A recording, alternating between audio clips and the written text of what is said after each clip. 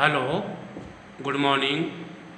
Prince residential senior secondary school की online क्लासों में आप सभी का स्वागत है।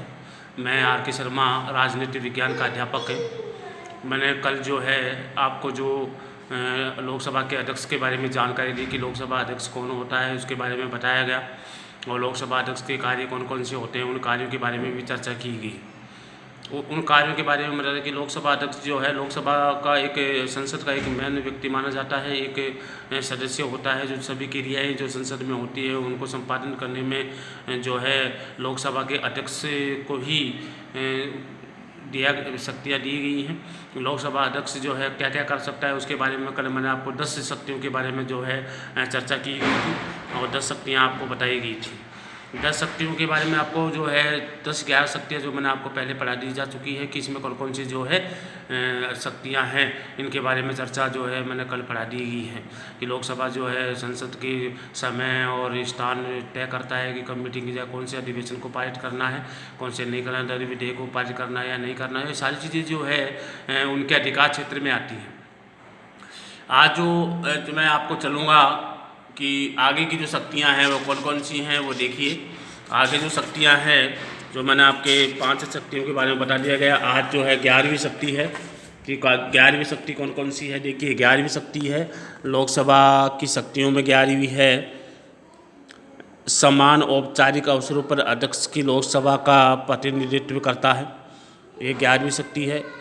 12वीं है लोकसभा अनेक सम्मानजनक पदों को भी सुशोभित करता है कि जो अनेक समान जो पद हैं उनको भी सुशोभित करने का कार्य करता है। इसके बाद 13वां है लोकसभा के सदस्यों के विशेष अधिकारों की रक्षा करना भी अध्यक्ष का कार्य होता है और विरोधी दलों के हितों की रक्षा भी उसी के द्वारा की जाती है। तो देखिए अगला कार्य होता है लोकसभा के अध्यक्ष क्या करता है। लोकसभा के सदस्यों के विशेष अधिकारों की रक्षा करना भी अध्यक्ष का काम होता है और इसलिए कार्य करता है, इसलिए विरोधी दलों के हितों की रक्षा भी उसी के द्वारा की जाती है। और 14वां है काम रोको प्रस्ताव भी उसी की अनुमति मिलने पर ही पेश होता है। जो मैंने काम रोको प्रस्ताव के बारे में आपको बताया है कि काम रोको प्रस्ताव जो है बीच में कोई घटना हो जाती है, घटित हो जाती है और उसके लिए मीटिंग करना ज़रूरी है, तो मीटिंग करने के लिए जो है सभी सदस्यों को जो है उसे जो पहले अधिवेशन चल रहा है उसको रोक दिया जाता है और उसके दूसरे अधिवेशन के बारे में विचार किया जाता है। इसके बाद लोकसभा के सभी भाषण उसी को संबोधित करके दिए जाते हैं। लोकसभा में जितने भी भाषण दिए जाते हैं वो उसी को संबोधित करते हुए दिए जाते हैं।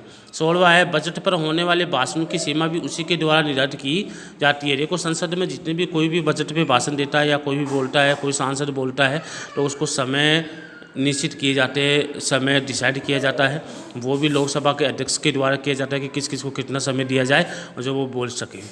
इसलिए और सदन में अनुशासन स्थापित करने का जो कार्य भी अध्यक्ष के माध्यम से किया जाता है कि लोकसभा में जो अनुशासन है वो किस प्रकार स्थापित हो, इसके जो है किस प्रकार अध्यक्षता की अध्यक्ष के माध्यम से ही जो है अनुशासन या डिसिप्लिन जो है बनाया जाता है।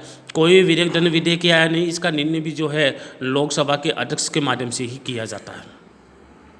इसके बाद 19वां है सदन के निर्णय को उचित अधिकारी तक पहुंचाना कि सदन के निर्णय जो होते हैं कि कौन कौन से सदन के निर्णय होते हैं तो उच्च अधिकारी तक पहुंचाया जाता है और ये सारा काम जो है लोकसभा के अध्यक्ष के माध्यम से किया जाता है। संयुक्त अधिवेशन की स्थिति में लोकसभा का जो अध्यक्ष की अध्यक्षता करता है कि संयुक्त अधिवेशन की स्थिति में लोकसभा ही जो है संसद की अध्यक्षता करता है। तो देखिए मैंने आपको जो है कल जो है 10 शक्तियों के बारे में पढ़ाया। आज जो है लोकसभा की और भी शक्तियाँ 10 शक्तियाँ आज हैं जिनके बारे में मैंने आपके सामने चर्चा की है। तो देखिए समान औपचारिक अवसर पर अध्यक्ष की लोकसभा का प्रतिनिधित्व करता है। दूसरा है अध्यक्ष अनेक सम्मानजनक पदों को भी सुशोभित करता है। और 13वां है लोकसभा के सदस्यों के विशेषाधिकार की रक्षा करना भी अध्यक्ष का कार्य होता है और दलों के हितों की रक्षा भी उसी के माध्यम से की जाती है। 14वीं शक्ति बताइए काम रोको प्रस्ताव भी उसी की अनुमति से मिलने पर ही पेश किया जाता है।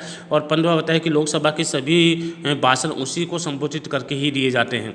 और 16वां बताया कि बजट पर होने वाले भाषणों की सीमा भी उसी के द्वारा निर्धारित की जाती है। इसके बाद जो 17वां होता है कि सदन में अनुशासन स्थापित करने का कार्य भी जो है लोकसभा के माध्यम से किया जाता है। 18वां बताया कि लोग कोई दंड विधेयक है या नहीं है, इसका डिसाइड भी जो है लोकसभा अध्यक्ष के माध्यम से किया जाता है। 19वां सदन के निर्णय को उचित अधिकारी तक पहुंचाने का कार्य भी जो है लोकसभा के अध्यक्ष के द्वारा किया जाता है, और संयुक्त अधिवेशन जब होता है उसकी अध्यक्षता करने का कार्य भी जो है लोकसभा के अध्यक्ष के माध्यम से किया जाता है। इसके बाद जो है अगला जो टॉपिक है वो है साधारण विधेयक और दंड विधेयक में क्या अंतर है, कि साधारण विधेयक किसे कहते हैं, दंड विधेयक किसे कहते हैं, इनमें कौन 4 अंतर जो हैं वो कौन कौन से हैं। सबसे पहला अंतर ये है, साधारण विधेयक संसद के किसी भी सदन में प्रस्तावित किया जा सकता है, और दंड विधेयक सर्वप्रथम लोकसभा में ही प्रस्तावित किया जा सकता है। तो सबसे पहला अंतर तो ये हो गया कि साधारण विधेयक कोई भी हो, दोनों सदनों में किसी में भी पारित किया जा सकता है या प्रस्तावित किया जा सकता है, लेकिन दंड विधेयक ओनली लोकसभा में ही प्रस्तावित किया जा सकता है। दूसरा है, साधारण विधेयकों के लिए राष्ट्रपति की स्वीकृति प्राप्त करना आवश्यक नहीं है। साधारण विधेयकों के लिए राष्ट्रपति की स्वीकृति प्राप्त करना जरूरी नहीं है, लेकिन दंड विधेयक को अगर पारित करना है, रखना है लोकसभा में, तो दंड विधेयक को प्रस्तावित करने से पूर्व राष्ट्रपति की स्वीकृति लेना बहुत आवश्यक है, कि अगर दंड विधेयक लोकसभा में रखना है तो राष्ट्रपति की स्वीकृति लेना बहुत आवश्यक है। इसके बाद तीसरा जो बताया गया कि राज्यसभा साधारण विधेयक को 6 महीने तक रोक सकती है, दंड विधेयक को ओनली राज्यसभा 14 दिन तक ही पास रख सकती है।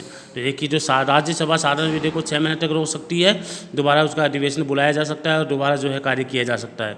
तो दंड विधेयक को राज्यसभा 14 दिन तक ही रोक सकती है, अगर वो अपना जो बहुमत देती है या कोई भी जो सुझाव देती है, तो वो तो लोकसभा के ऊपर निर्भर करता है कि सुझावों को माने या नहीं माने।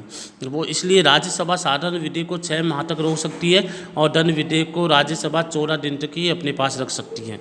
इसके बाद चौथा है, साधारण विधेयक को एक सदन द्वारा अस्वीकृत कर देने पर 6 माह के बाद दोनों सदनों का संयुक्त अधिवेशन होता है। अगर कोई साधारण विधेयक अगर पारित कर दिया गया एक सदन में, तो एक सदन से उस विधेयक को 6 महीने तक ही रोक सकती है।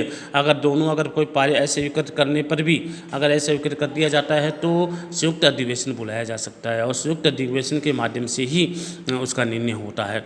दंड विधेयक 14 दिन तक बाद राज्यसभा द्वारा पारित समझा जाता है। अगर राज्यसभा 14 दिन बाद भी अगर दंड विधेयक को नहीं भेजती है तो वो विधेयक ऑटोमेटिक पारित माना जाता है। तो आपके पास से बहुत ही इंपॉर्टेंट क्वेश्चन बनता है कि साधारण विधेयक और दंड विधेयक में क्या अंतर है। तो साधारण विधेयक और दंड विधेयक दोनों में जो है अंतर, मैंने आपको 4 अंतर बताए हैं। बहुत ही जो सही अंतर हैं, बहुत ही अच्छे अंतर हैं। लेकिन समझ दो, साधारण विधेयक संसद में किसी भी सदन में रख सकते हैं, लेकिन दंड विधेयक जो है ओनली लोकसभा में रखा जा सकता है। पहला अंतर हो गया। दूसरा, साधारण विधेयकों के लिए राष्ट्रपति की स्वीकृति प्राप्त करना आवश्यक नहीं है, लेकिन दंड विधेयक को जो है लोकसभा में प्रस्तावित करने के लिए राष्ट्रपति की स्वीकृति लेना आवश्यक है। लेकिन हाँ, दंड विधेयक है या नहीं है, इसका निर्णय लोकसभा अध्यक्ष के माध्यम से किया जाता है। इसके बाद राज्यसभा साधारण विधेयक को 6 महीने तक रोक सकती है, लेकिन दंड विधेयक को ओनली 14 दिन तक रख सकती है। साधारण विधेयक को एक सदन द्वारा अस्वीकृत करने पर 6 माह बाद सदन के दोनों सदनों की संयुक्त बैठक बुलाई जाती है, और उसी संयुक्त बैठक में ही इसका निर्णय लिया जाता है।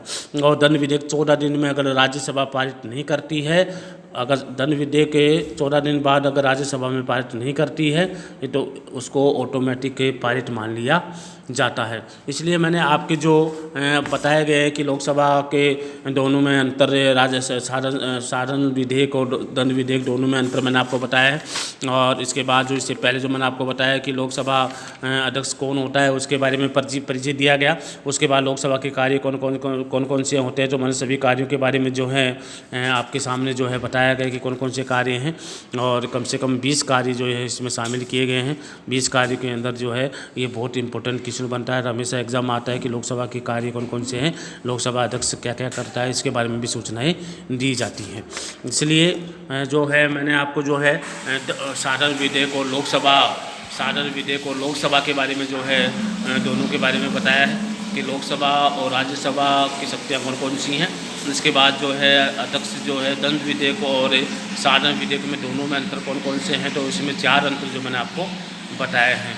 इसलिए जो आज जो मैंने आपको जो टॉपिक पढ़ाया है 10 तो लोकसभा के अध्यक्ष की शक्तियाँ बताई गई हैं, और उसके बाद दंड विधेयक और साधारण विधेयक में अंतर बताए हैं 4। इसलिए आज मैं इतने पढ़ाऊँगा। आगे वाली क्लास में जो है आगे के जो टॉपिक आपको बताए जाएंगे लोकसभा और राज्यसभा की तुलना जो है आगे वाली क्लास में आपको मैं करवाऊँगा। जय हिंद।